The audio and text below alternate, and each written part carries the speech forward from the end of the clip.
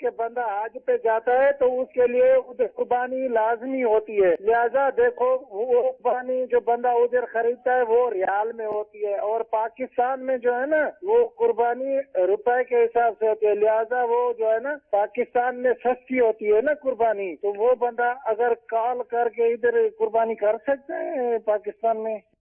پہلے تو انہوں نے خود ہی کہا کہ ہر حج کرنے والے پہ قربانی لازمی ہوتی ہے، یہ بات ان کی درست ہے حضور؟ حج کی 3 اقسام ہیں، حج افراد کرنے والے پر قربانی نہیں ہوتی، ٹھیک ہے، باقی دو پر تمتع جو اور حج تمتع ہے، حج قران ہے، اس کے کرنے والے پر قربانی لازمی ہوتی ہے، واجب ہوتی ہے، لیکن پاکستان میں کروا سکتے ہیں قربانی؟ شریعت مطالعہ نے اس میں بھی رخصت دی ہے۔ اچھا، اگر کسی کے پاس استطاعت نہیں ہے قربانی کرنے کی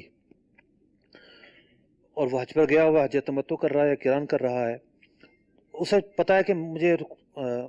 اسے پتا ہے کہ میرے پاس استطاعت نہیں ہے، تو اس پر 10 روزے رکھنا واجب ہے۔ اچھا، قربانی کے بدلے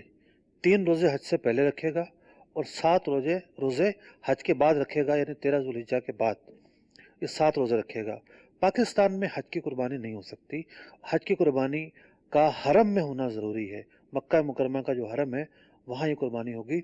اور سورہ بقرہ کی جو آیات ہیں 196 سے، اس میں تفصیل سے احکام بیان کیے ہوئے ہیں۔